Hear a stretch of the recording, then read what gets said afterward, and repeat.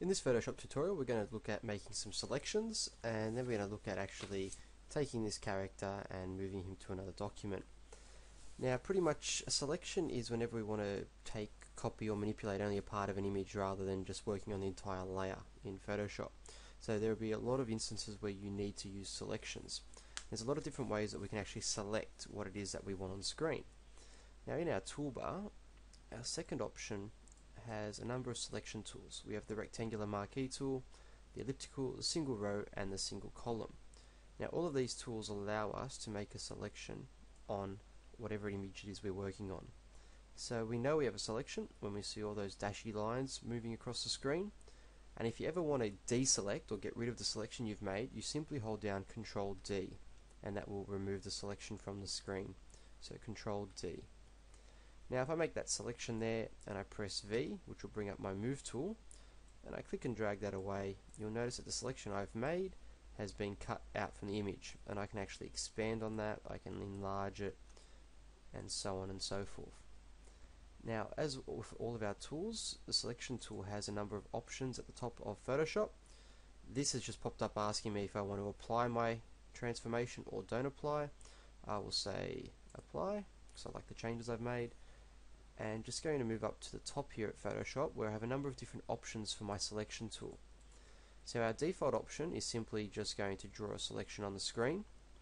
I then have some options to add to selection, to subtract from selection, and to intersect with selection.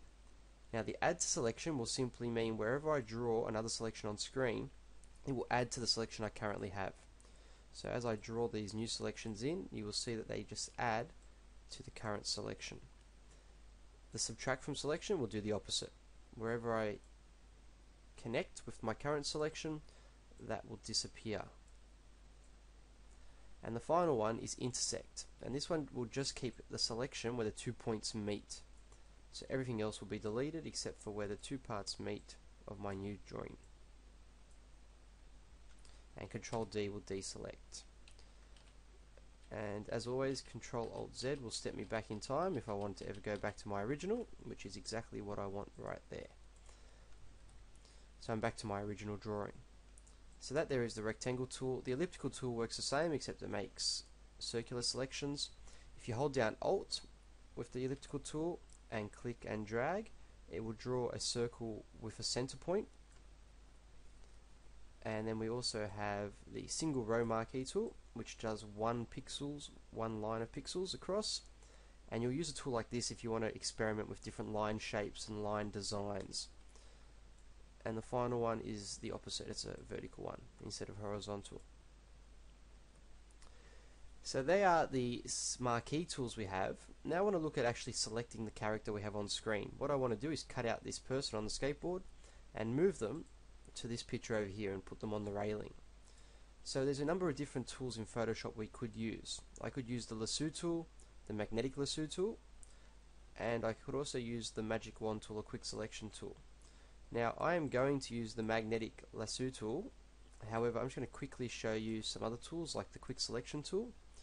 The quick selection tool, I'm going to make the brush a bit smaller, tries to pretty much guess what it is that you are selecting, and it uses the different colors on the character. So with this tool, I'm just clicking and holding down my left key and trying to move it slowly around all the parts of the person that I want to select. As you can see, it does a pretty good job of getting everything that I want. It's obviously going to have a little bit of a move over to some areas that I don't want, but we can always clean those up later. But ultimately, it's done a pretty good job of selecting the actual character. Now you have to be a bit careful. If I was to click and go off into the blue area, you'll notice that it will start to actually select the entire background because the colors are very similar. So that there is the quick selection tool. Now we're going to use the magnetic Lasso tool, and this tool pretty much snaps to the different color points on the edge of our character. So to use this tool, all I need to do is click once to start it, and then just move it along the edge of the character that I want it to copy, and it's automatically snapping to the edges of the image.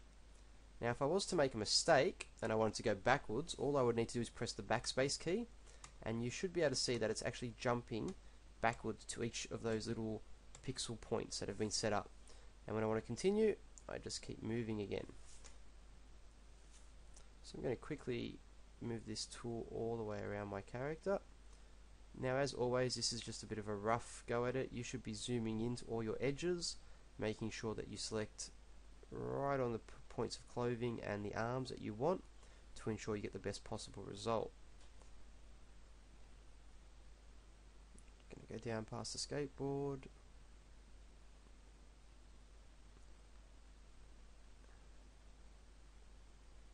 And finish him off back here. Now to finish this, I'm just going to double click and you will see the selection. Now if I was to go back to my move tool and click and move my character, you'll see that there's still this section in between his legs and the skateboard here. Now I don't want that. I want to get rid of that as well. So to do that, I'm going to go back to my magnetic lasso tool, and this time I'm going to choose the selection that's going to remove for me, which we use a little bit with the rectangular marquee tool. So I'm going to subtract from what I already have. So I'm going to make sure my subtraction is clicked on, and I'm just going to select this section in the center that I no longer want.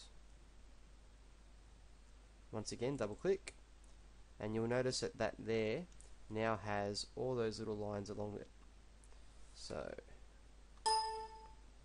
what I want to do now is I'm going to once again just click and move him, and now you'll see that that section is actually going to stay in the image as well. Before I move him across to my actual railing, I'm just going to add a bit of a motion blur,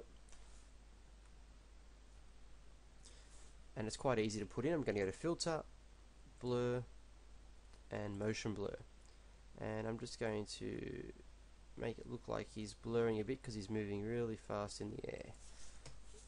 That's the effect anyway. Okay, and he's got a bit of blur on him. So now I'm just going to edit, cut, go to my railing and edit, paste. Now in here, I could, if I want, free transform the image so I can make it larger and smaller, but for now I'm just going to simply move him so he's on the railing a little bit and just make him a little bit smaller. So that's just a rough selection of my character. To move to a new image, I'm going to apply my transformation, and I'm pretty happy with that. So that there is looking at some of the selection tools, some of the marquee tools, how to take selections and remove parts, and then cut and paste them into new documents in Photoshop.